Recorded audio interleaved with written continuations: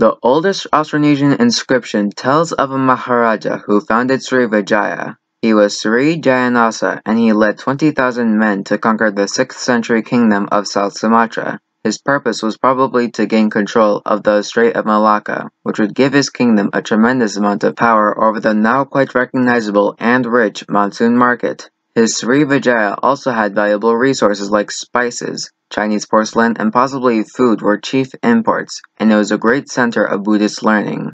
It conquered by turning other monarchs into local datus. During the 700s, it held hegemony over the Malay Peninsula and Java. Between 1025 and 1045, the Cholas of India raided the region, breaking Srivijaya's power and allowing the rise of the Majapahit.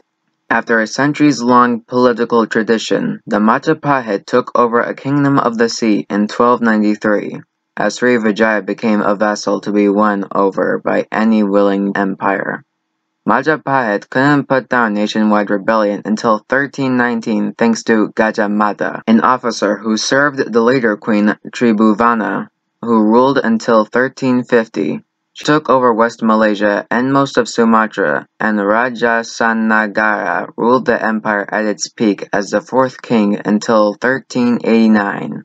But by 1425, Majapahit retreated to South Sumatra and southern scraps of Borneo, and although Queen Suita tried to resist decline around the 1430s, Muslim influence would ultimately prevail.